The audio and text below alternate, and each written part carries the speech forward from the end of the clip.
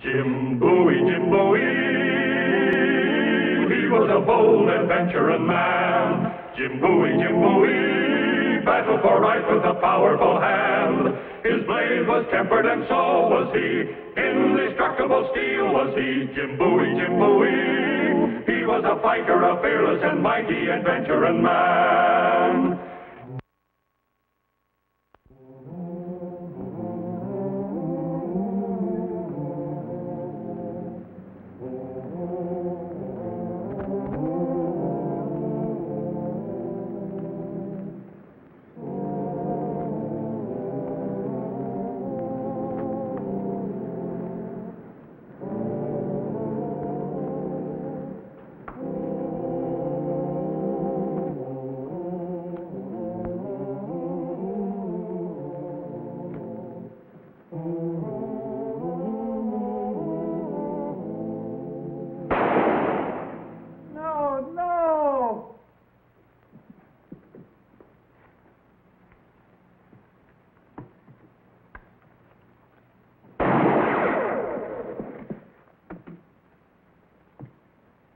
I have you in my sights, mister.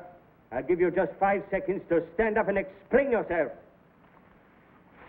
Would you by any chance be John James Audubon, painter of wild birds? Jim Bowie. Hello, John. How are you? But, Jim, you're aging so rapidly. You're growing so old. Huh? I am? Am I getting old? Oh, not your face, your eyes. You have just shot a turkey that has been dead for 3 days. Dead for 3 days? Why, it looks so lifelike sitting up there. I propped it up with sticks and wire so I could paint it.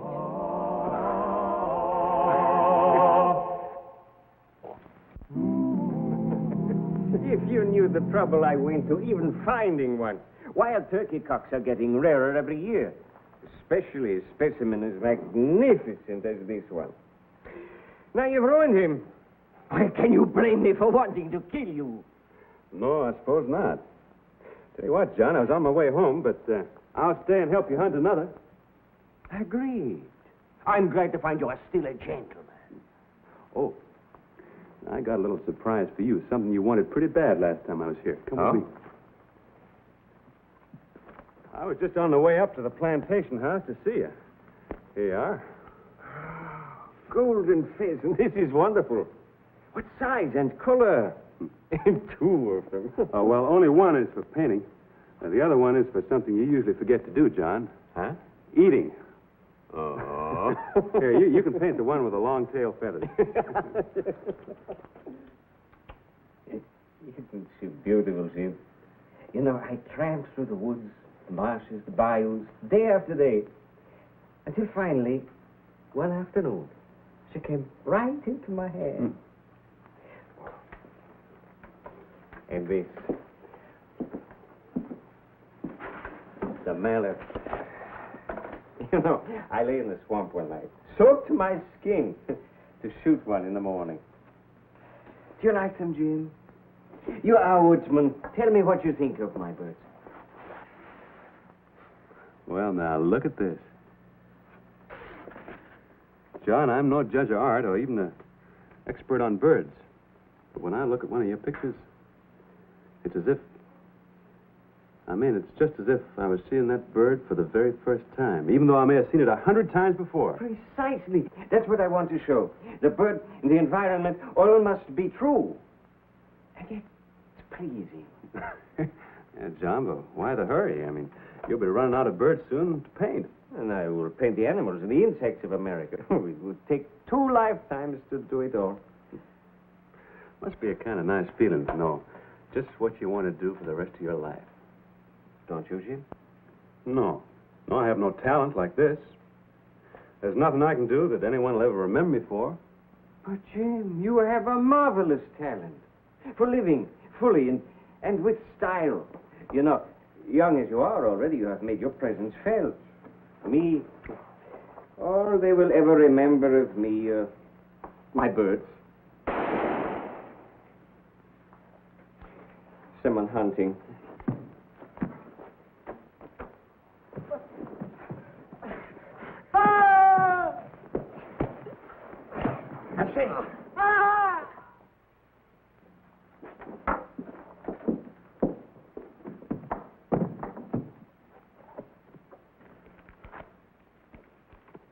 What goes there?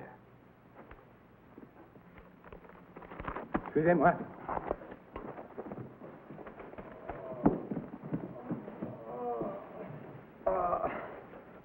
He's hurt bad. You stay with him. I'll see if I can catch him. Careful, Jim. They're armed.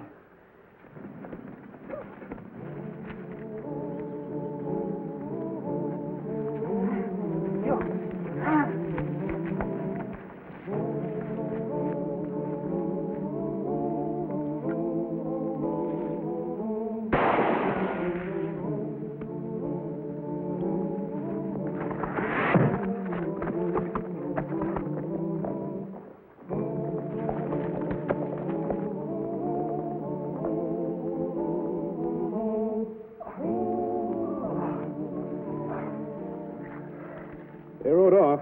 I'll saddle my horse.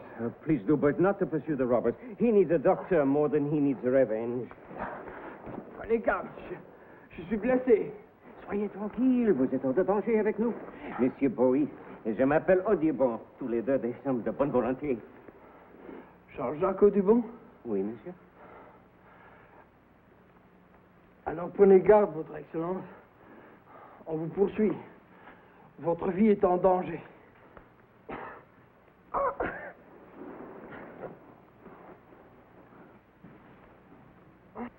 What did he say? It was very strange. He knew my full name. He called me sire. He said my life was in danger. Why would your life be in danger? I wouldn't know.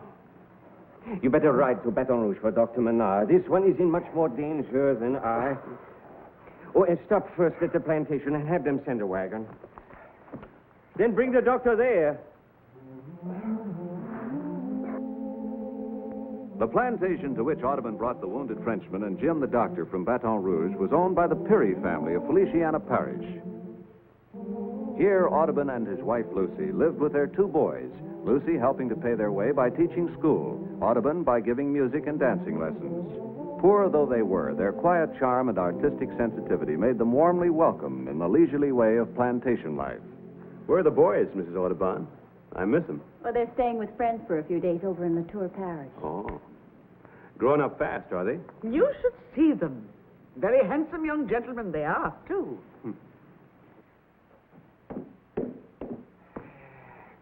Still unconscious. Then you didn't find out anything more. Doctor doesn't give him much hope. To think such a thing could happen in our very own woods. Oh, dear. More visitors. I have a feeling this is going to be one of those hectic days. You know, Jim, it didn't strike me as an ordinary robbery. There was something vindictive about it, as though the men were personal enemies. At times, dear, you have such a romantic imagination.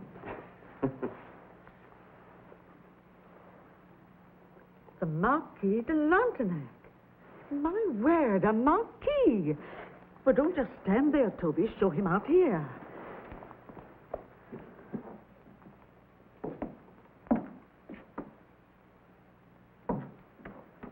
Will you please pardon the intrusion, mesdames, messieurs? It is a rare honor to receive a marquis. A marquis in exile and in memory only, madame. Since the horrible revolution, one must be cautious with titles. Oh, yes. But enough of myself for the moment, pray. You are, I presume, the lady of the house? Your pardon, Marquis. I am Mrs. Peary. You are most welcome to this house, if there's anything you wish.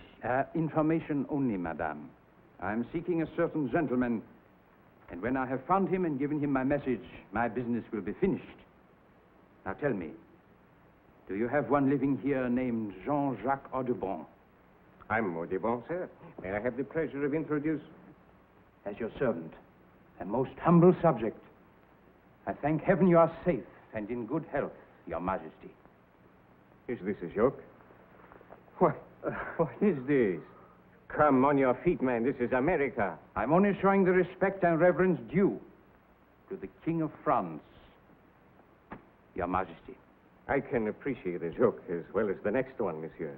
Just don't carry it too far. I know it is difficult to believe, sire. But surely you must have suspected. Suspected what? If it please your majesty, certain papers have come to light which prove conclusively that you are the second son of King Louis XVI and Marie Antoinette, his queen. that you are Louis Charles XVII, rightful heir to the throne of France. The Dauphin? A king, a majesty. Oh, John. Now, look here, sir. If you think I am the long-lost Dauphin, why, it's utter nonsense. I want it stopped. What you call it, Your Majesty, cannot alter the facts. France is in a state of turmoil. She needs you. A strong cartel of aristocrats have pledged their lives if you will but claim your heritage. A ship awaits you now in New Orleans harbor to take you back to France. What if it is true, John? It could be, couldn't it? Ridiculous. I was born April 26, 1785, in Les Cages on the island of Saint-Domingue. Can you prove your date and place of birth, Your Majesty? I take the word of my good father, the Captain, rest his soul. And stop calling me Your Majesty. 1,000 pardons, sire, but you precisely made my point. You cannot prove your statement, but we can prove ours. It is possible, darling. The least you could do is let the gentleman show you the proof. Unfortunately, madame, I do not have this proof on my person. Those valuable documents rest with certain well-chosen compatriots who even now await His Majesty in Baton Rouge. It's not because I love you so much, darling, but I really have felt you were superior to other men in so many ways. I am an American by choice. A plain, simple, happy man, made so by good fortune, a little talent, and a loving wife. If I should go with you to France, what happens to my wife? Since she's not of noble birth, I assume an annulment could be arranged. She could accompany you, of course. Accompany me?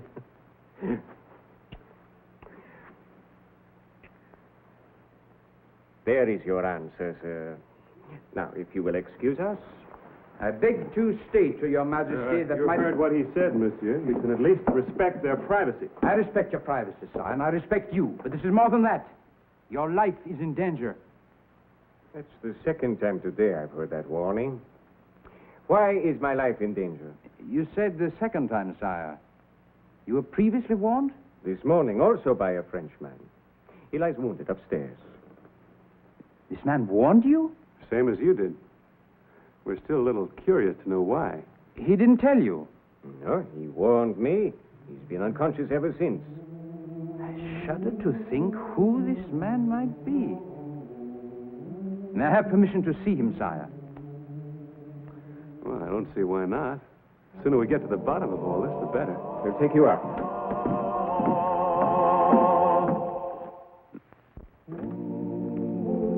This is very important, Doctor. May we see him? He's still unconscious.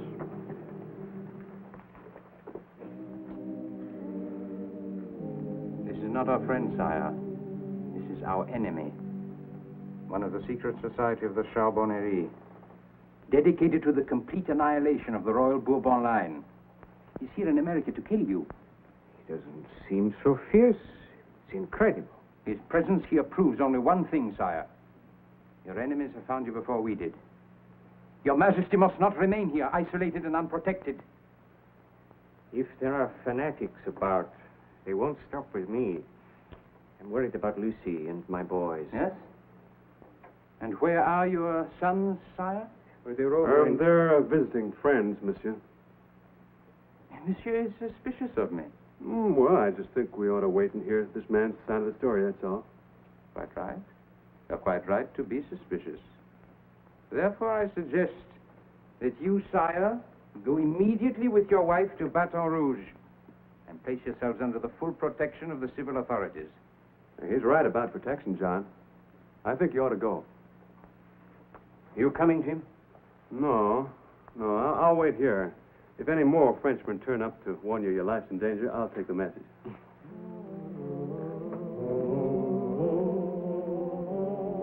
With the Marquis de Lantenac riding as escort, Audubon and his wife left the plantation shortly before nightfall. Inside the carriage, both were remembering the tales they had heard of the lost Dauphin, of the little 10-year-old boy the son of the king and queen doomed to die under the guillotine.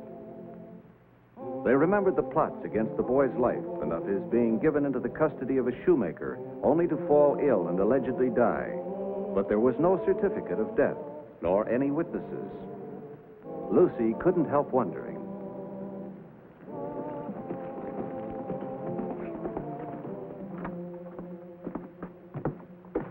Listen closely. He has little time left.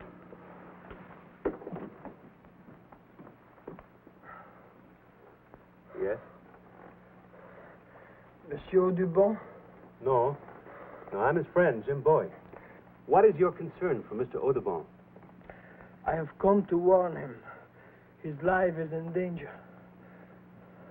The Marquis has already told us that. The Marquis? The Marquis de Lontenac.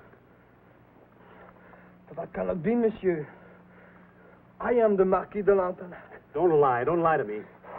I am not lying. Easy, monsieur. Your wound's very grave. I know. I am dying.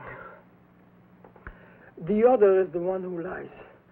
He will kill the Dauphin.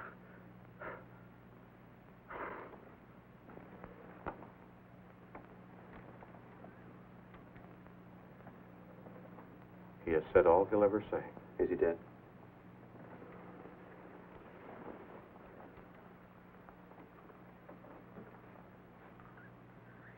Do you think he was lying, Doctor? Who knows? If he wasn't lying, then the other one was, and he's taking the Audubons to Baton Rouge. I've got to go to Baton Rouge to make arrangements. I'll go with you. I haven't time to wait for you.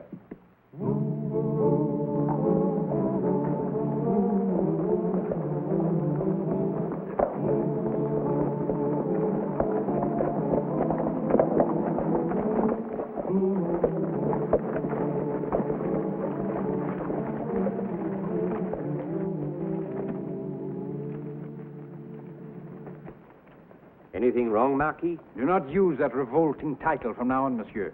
It is with pride that I tell you I'm a man of the Republic. What? You're my prisoner, monsieur. You will be tried tonight in Baton Rouge before the sons of the French Revolution. If you cannot prove that you are not the Dauphin, you will die. Oh, no. Back in the carriage, monsieur.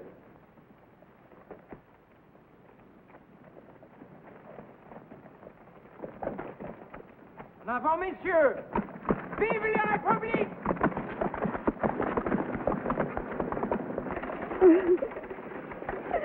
Please don't worry, my dear. This is America. No Frenchman dare try me here.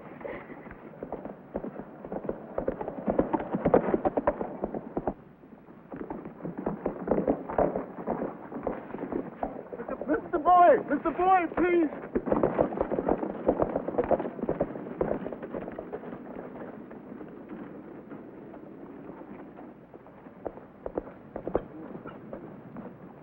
Stop that man! Shoot him!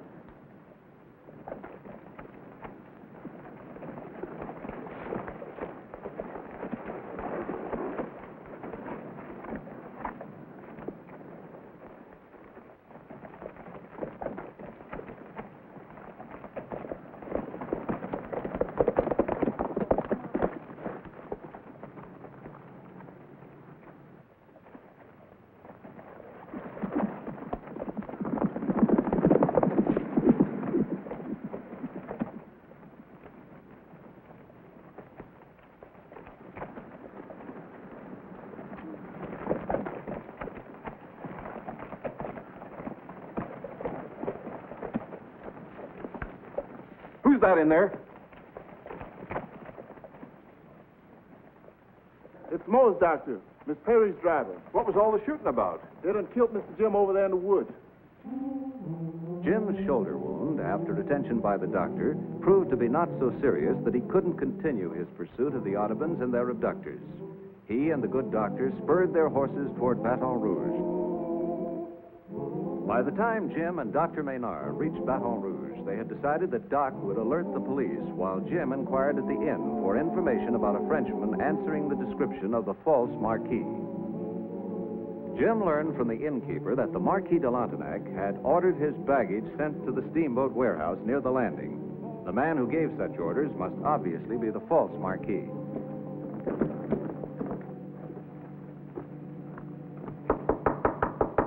Who is it? The porter from the Red Lion Inn, sir. Yeah, all right, porter. Bring the luggage inside. Yes, sir.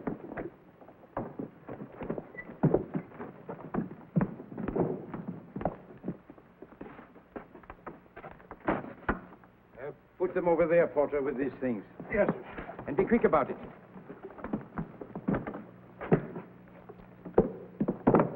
Dépêchez, porter. Hurry. Yes, sir. All right. Here, this is for you. Thank you, sir. Castilla! Make one sound, that'll be your last. Are the Audubons still alive? Are they? Oui, monsieur. Where are they? Over there. You take me to them. And don't think you can run faster or dodge quicker than this knife. Oui, monsieur. Go on, move.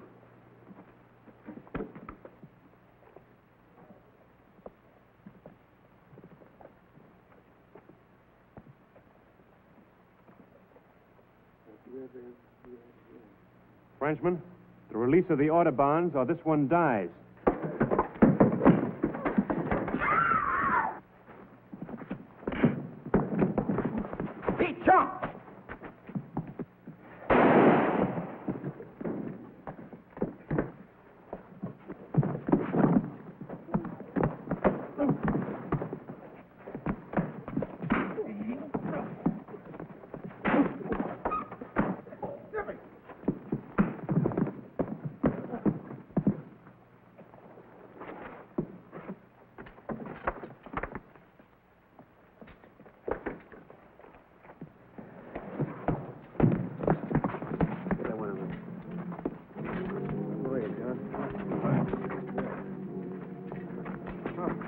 Are you all right, Jim? Yes, I am, Doc, but I'm glad you got here.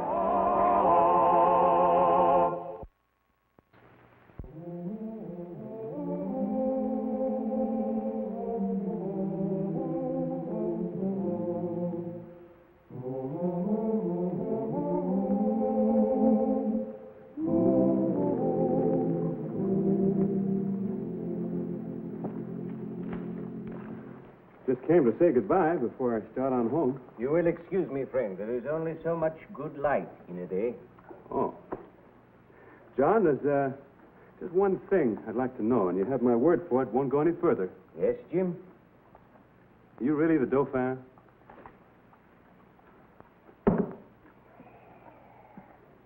It might very well be that I am. I happen to think not. But even if it were, I would not exchange this and this for all the kingdoms in the world. Now, you get along and let me work. Yes, Your Majesty. Ah!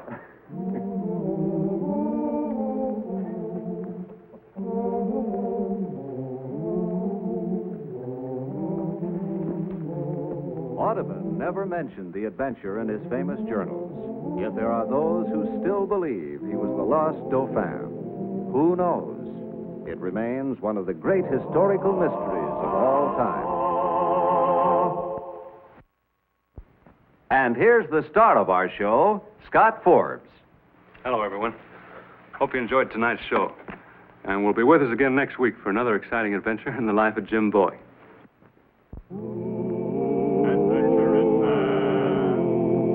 Adventuring man, Jim Bowie. He roamed the wilderness unafraid, from Natchez to Rio Grande. With all the might of his gleaming blade, he fought for the rights of man. Jim Bowie, Jim Bowie. was a bold adventuring man. Jim Bowie, battled for right with a powerful hand. His blade was tempered and so was he. Indestructible steel was he. Jim Bowie. He was a fighter, a fearless and mighty adventuring man.